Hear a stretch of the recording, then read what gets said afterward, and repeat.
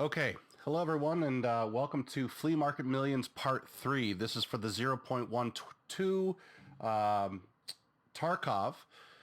You'll find that not a whole lot has changed from the second recording of Flea Market Millions that'll be posted here as well.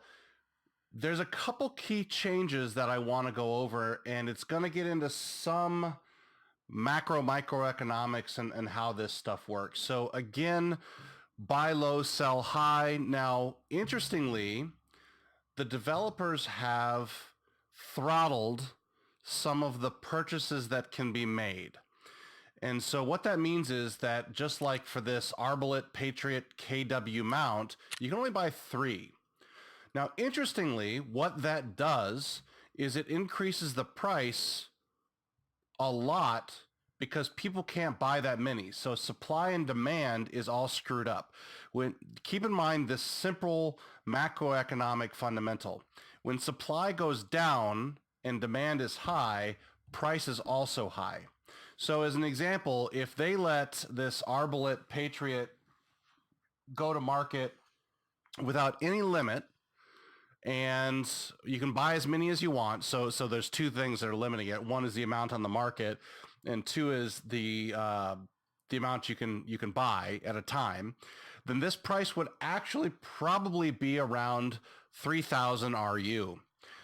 You'll see that it's dropped considerably, but people only have a few on the market. Let me give you an example of the things that I buy, and one of them is these aim point mounts. Now you'll notice that I'm in rubles right now because the market kept shifting down. This KVAD Jan with a 30 rating is selling for rubles, but you see a lot of people are buying a ton of them and then blocking the market.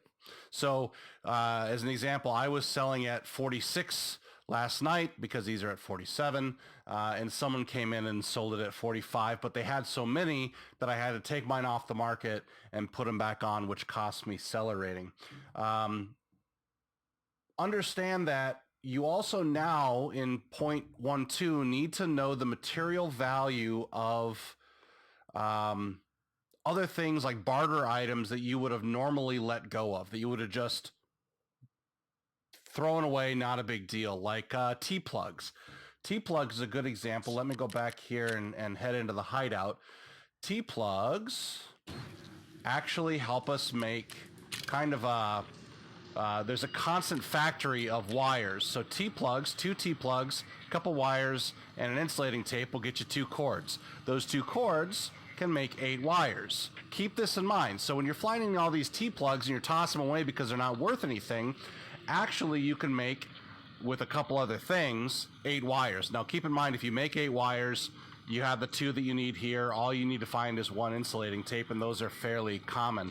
So you're selling 6 wires at a go for this. Now let me show you the math here. So in the math, wires actually sell for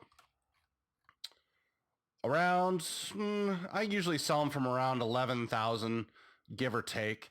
And so you're getting 66,000 less the trader fees for wires off 2 T-plugs and wires you already had and an insulating tape. So 66,000 is considerably better than what the T-plug is worth, which is about 10,000. So actually, interestingly enough, if you get your hideout up to a certain level, you can buy things cheaply on the market, the flea market, like T-plugs, things you need that you're not finding in raid, or that you don't want to bring back in raid because you found a bunch of scopes. Like on reserve, I walk away every single time with a bunch of high-powered scopes, which I then sell because high-powered scopes, I mean, even if you're sitting at the radar tower at reserve and sniping down, high-powered scopes they zoom in on the person's eyeball when actually you just need to see roughly where their head is. So, but I digress.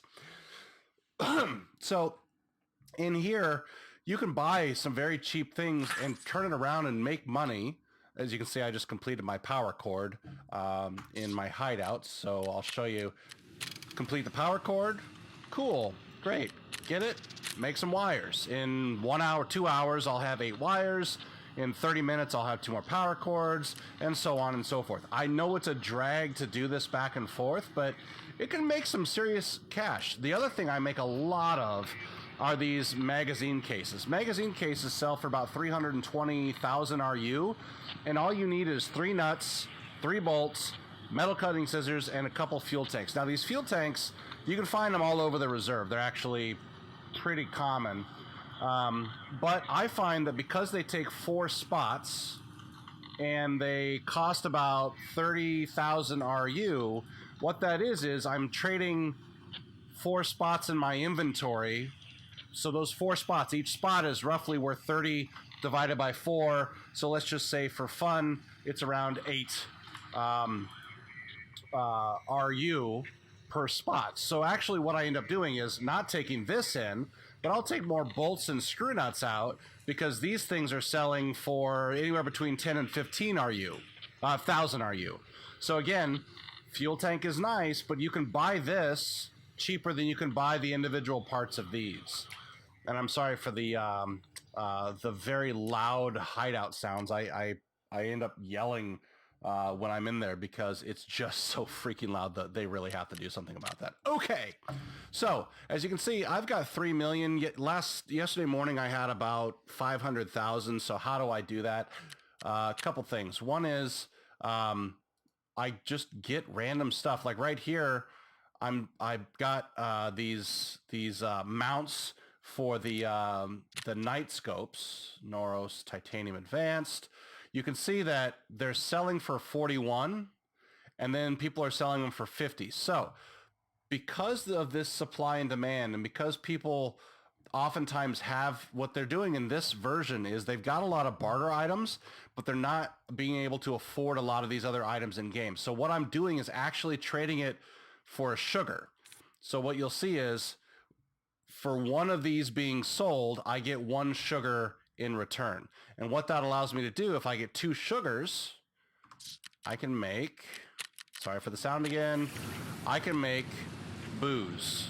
So I get the Fierce Hatchling Moonshine, and Fierce Hatchling Moonshine actually is selling for about 250,000. So again, the way you make millions here, so I literally just sold 4 moonshines, which they create in about 2 hours once you have the water. And again, advanced hideout, I paid a lot to get the hideout going, but once I did that, I'm making a ton of money because the moonshine is selling for right around, let's say 225. So for fun, let's say 225.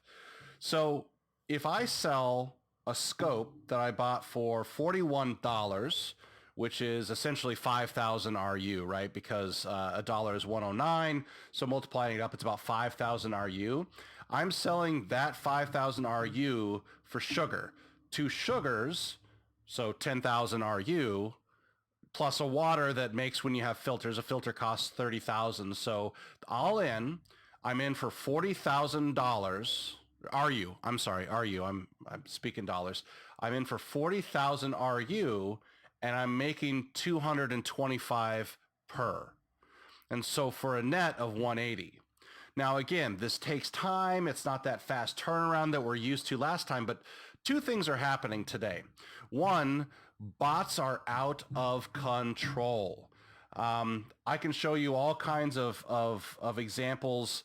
One Peg did a video where he showed that if you mess with your computer clock, you can increase your ability to take advantage of the servers and close more sales. So either people are doing that, which I find, if you have to mess with computer settings to improve your performance in a game, I find that to be, as he would say it, taking advantage of a glitch. But I find taking advantage of a glitch is a cheating thing. So I like to play this game kind of in purity, and I understand I'm not going in and shooting things, taking it out and making money, but the flea market is part of the game. But I digress. So there's messing with your clock, and there's bots. I can tell you that bots are insane in this game. If you want, that's one of the reasons that actually the devs implemented this throttling. Let me find it here. throttling so you can only buy 10 of these, because what was happening is one day I went out to the dealers and I went in to buy, I bought in Remington chokes. These are, by the way, all these wish list things are things that I can make money on, that I made my rating on so far and just went from there. So again, you can take a picture of it, whatever, I don't care. Lab key card I just watched, I don't buy those just yet.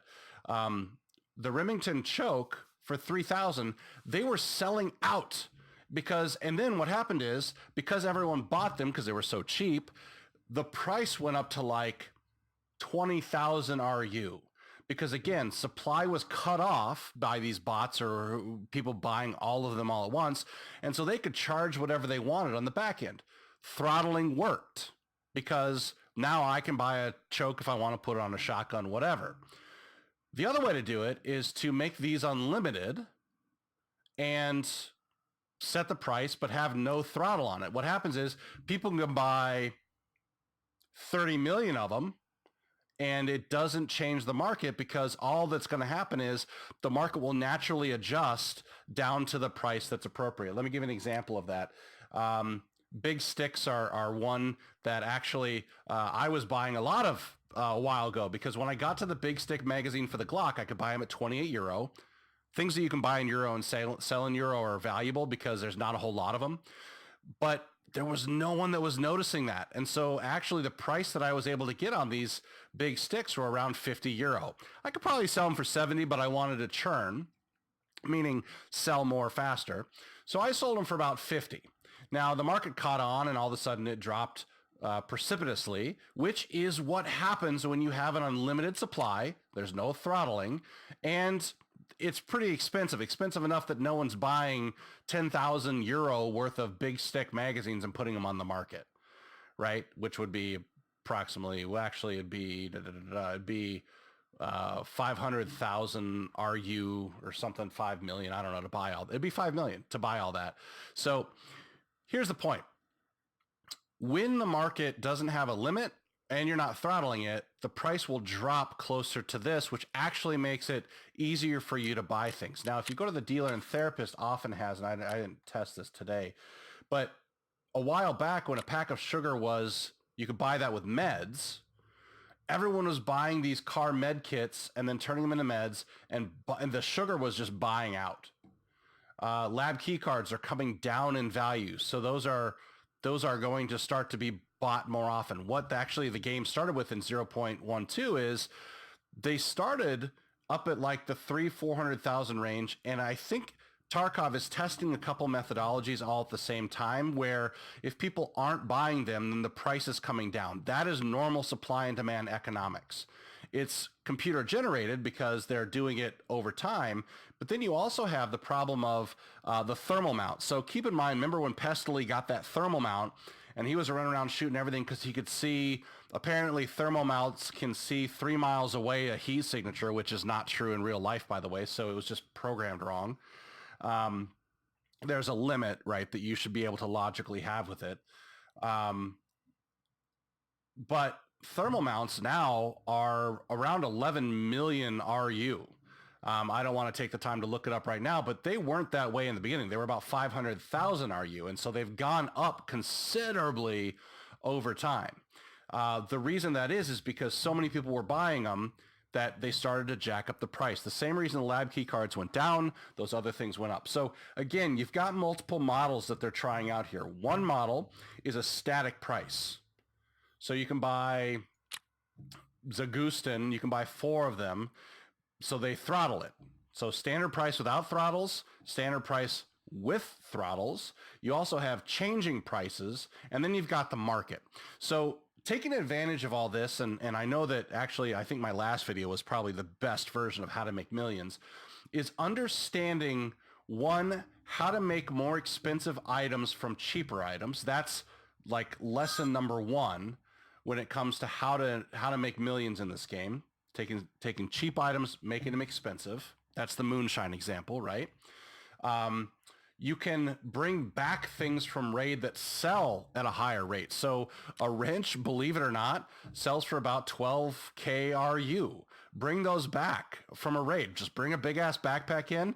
Those filing cabinets are now gold. You should hit every single filing cabinet you can, pull as many as you need. I don't even need light bulbs anymore, but people need them for their hideout. So, oh God, I'm not going to go into the hideout because of the noise. They really have to throttle that back. But the point is, in this, you can make money lots of different ways. I still sometimes buy low and sell high, but as you can see from, let me pull up the Mo. This is one that you can buy as many as you want at 9,500. If you sold this for 10,500, that's great. But just remember, people will undercut you all the way down. So you'll be making about 1,000 per trade, maybe less the fees, and you won't be making that much anymore. So the way you make money now is not really buying low and selling high, unless, and the reason I have so many things in my wish list is because I buy 5 things. Like I like this this cover, this dust cover. I'll purchase 5 of them and sell them at a profit of 5,000 RU. That 5,000 RU becomes 25,000, and then I buy more of something else, and that becomes 100,000. I buy more of something else, and you start to ratchet this up. But you've got to do a lot of little sales to make one big one. So again, there's a lot more to it, but if you have any questions, again, I answer all questions that come into the feed. For those of you that have subscribed, thank you. For those of you that haven't, please think about it. I do some of these content things every time, and happy Tarkoving, everyone. We'll talk soon.